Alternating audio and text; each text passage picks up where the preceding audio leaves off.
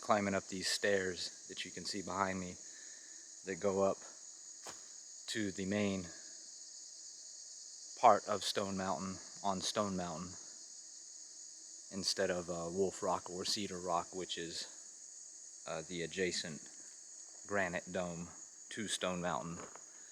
But as I'm walking on the trail up the side of this mountain, I see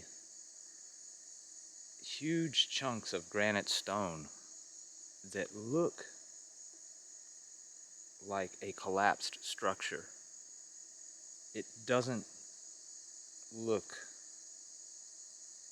as natural as it should for this to be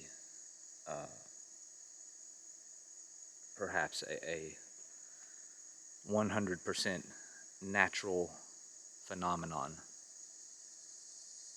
As I've started to research everything that I can about this mountain and these types of granite domes or stones that come up out of the earth, out of nowhere, and they have scientific names for them. Monendak or something, I believe I saw. So yeah, this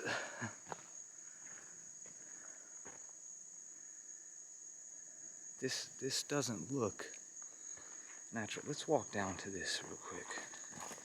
You tell me what you think. This is a huge piece of granite stone next to the trail. Look at that. Do you see that? It is smooth and flat on the bottom and then slopes down. That's how big the stone is. About 4 feet high and 12 to 15 feet long, and looks to have been shaped. Let me step away from it. Do you see how it lays? It reminds me of like the Easter Island head statues, and its length and just the shape. And on the bottom of it, right here,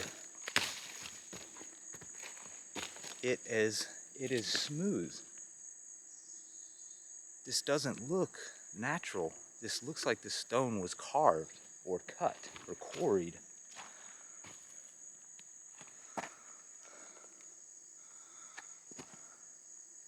And I feel that way about a lot of the stones that are on the hillside next to Stone Mountain. See that? There's an arch. It looks shaped. Like for Mother Nature to shape something like that and have it broke off the way that it is and just the way it's laying on the side of the hill as if it were collapsed at some point. Here's some more huge chunks of granite stone, another flat side. See this? This is a flat side to this huge chunk of stone. And they've placed rocks to make a natural stairway climbing up this trail. And here's another,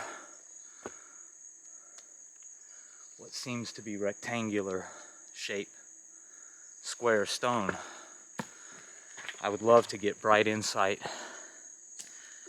and any of those other guys' opinions as it continues.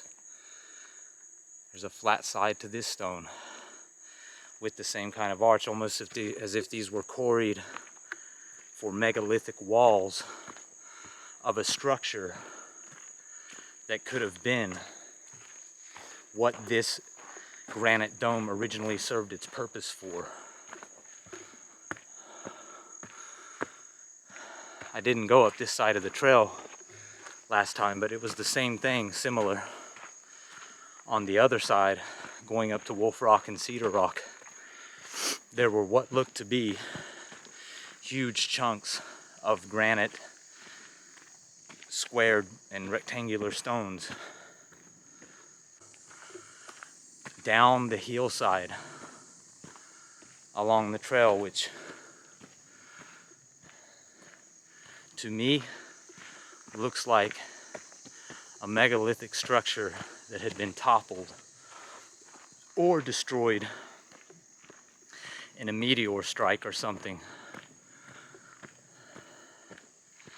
And whatever civilization or evolution of intelligence and being that existed at that time prior to the last ice age could have been eliminated during that time, thus respawning our evolution with whatever knowledge we had left after the catastrophe.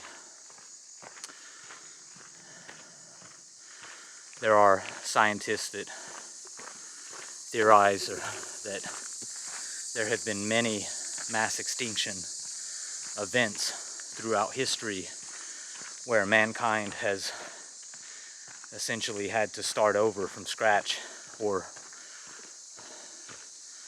you know, devoid of any advanced technology, that whatever evolution had evolved to at that point. And when you hike in nature in these natural megalithic stone sites, you can't help but wonder, could there have been something else here in the far distant past, or even not so distant past, relatively speaking, to what we consider ancient history and beyond, but definitely prior to the last ice age, which is typically when a lot of new geographic and anthropological research is looking into the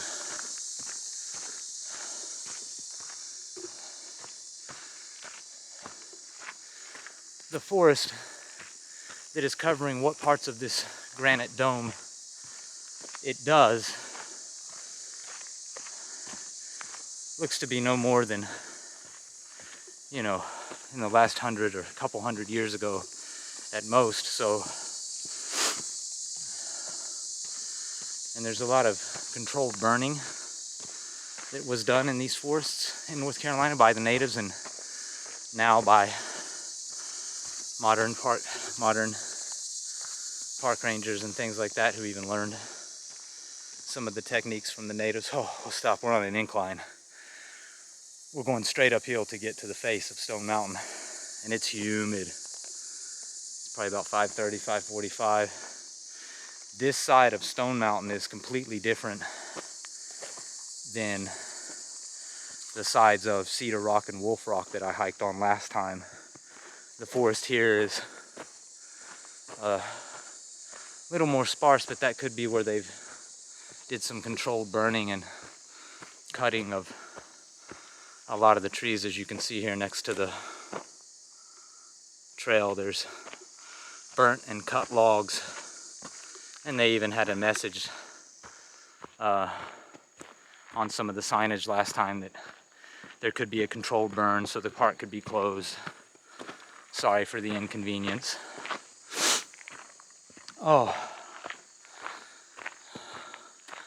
so I think we're almost to the top. This was a much shorter hike to the top, if that's where we're at, than Wolf Rock or Cedar Rock was. Oh, they have a lot of wooden steps on this part of the trail, along with the stone stairs. And once again, on the ground, sometimes you'll find these stones sticking out that look to have possibly been cut at some point in history, or maybe toppled pieces of an ancient megalithic structure.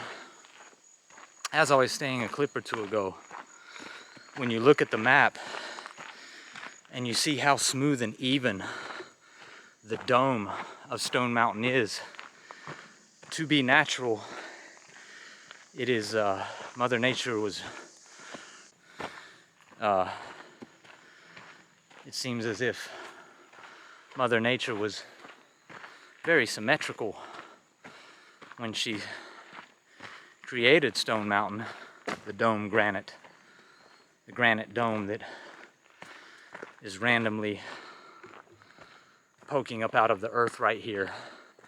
And I also was researching on the map and seeing the mountain ridges to the north of Stone Mountain are very jagged and typical of most Appalachian ridges and mountains. But then this stone dome is kind of set down almost like cradled in the valley below them. It has a look that if it were excavated with the intentions of looking for the remnants of an ancient structure, that it could be found. So we're coming up on another large stone laying next to the trail, which has some unique looking holes in it. Here it is, see that? See that? It is a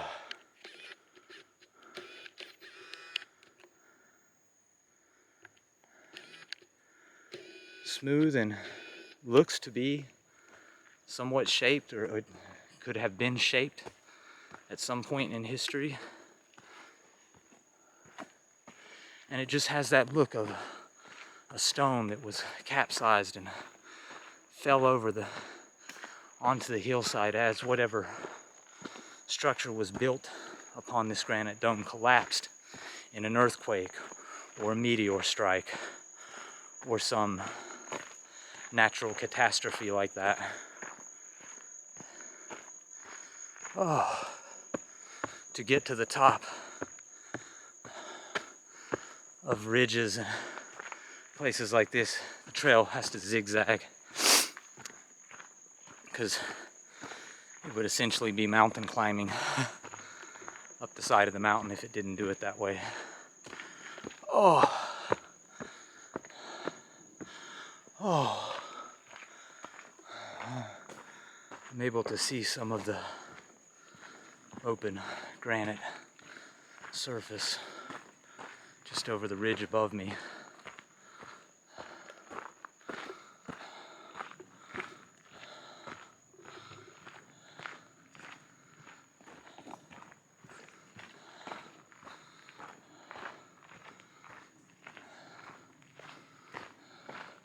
But anyways, one thing that interested me was when I went to research about what created this mountain and, you know, the type of stone that it is, and there's not a lot of information.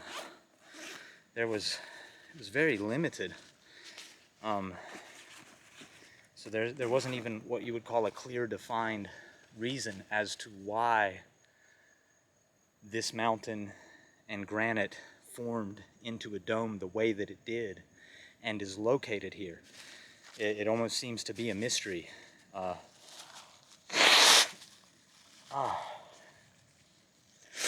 Now, the type of granite and stone that it is purported to be created from pressure,